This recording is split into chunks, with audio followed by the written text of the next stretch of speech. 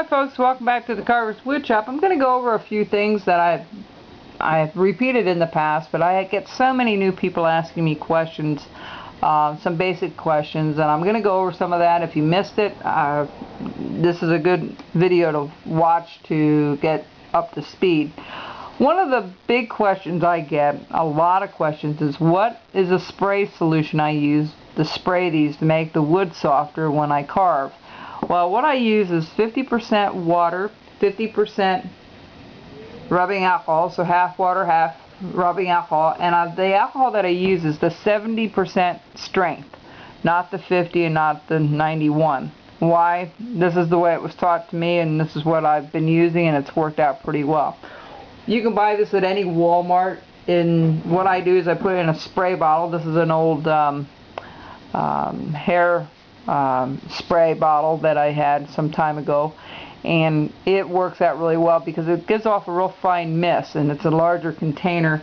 You can buy them at Walmart for about $1, the shorter ones that are about maybe 3 or 4 inches long, and it's you need a fine mist, a spray bottle, and that will cost you about $1. This will cost you about, no, I think it's $2.29 or $3, somewhere around $2 or $3.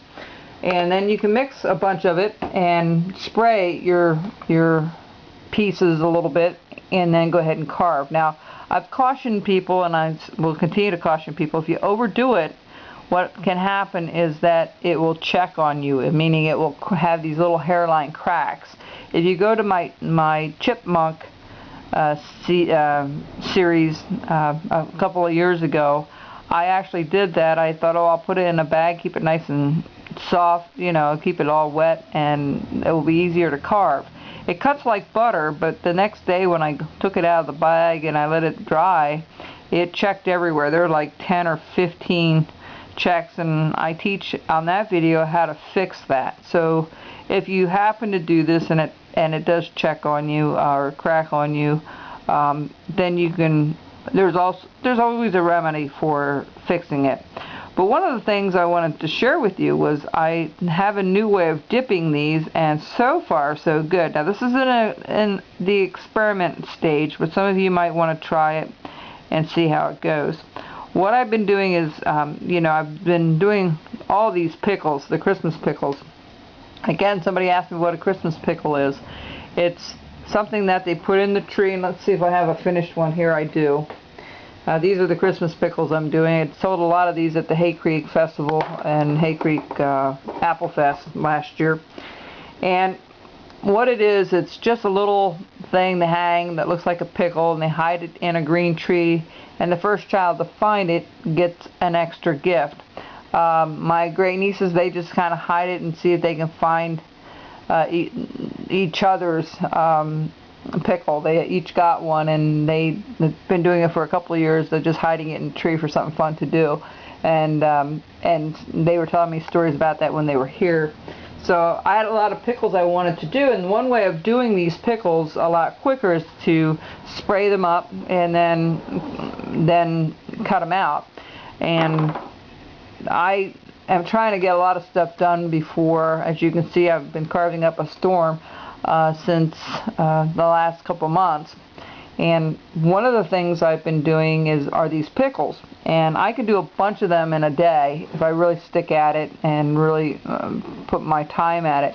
But so what I've done is I've taken a jar with a lid, and I filled it up with about 3/4 of the way with rubbing alcohol and water. Now that's a little yellow. I think it's from the sawdust and stuff from the wood itself. It's not a big deal.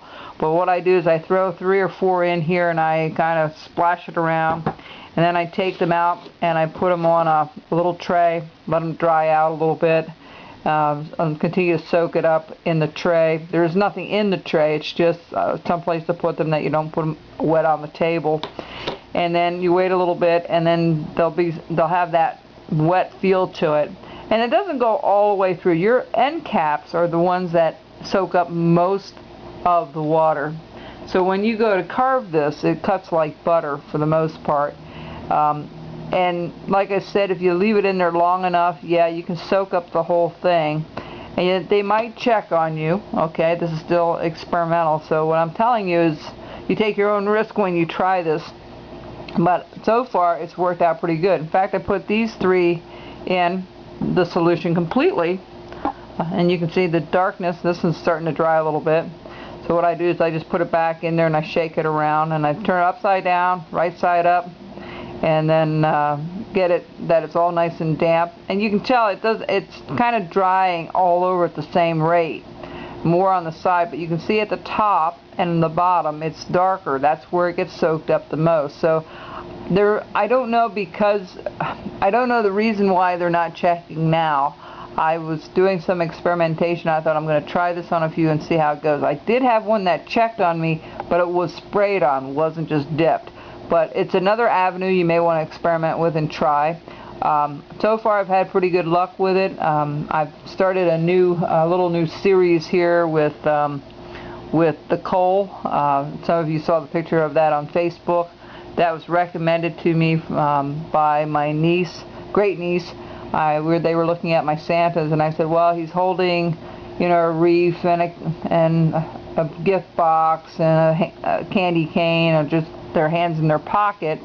And they said, how about holding a piece of coal? And I thought, that is so clever. So I can thank them up there in Canada. They come up with some good ideas every so often, my nieces, and I thought, yeah, I'm going to try that and see how that works.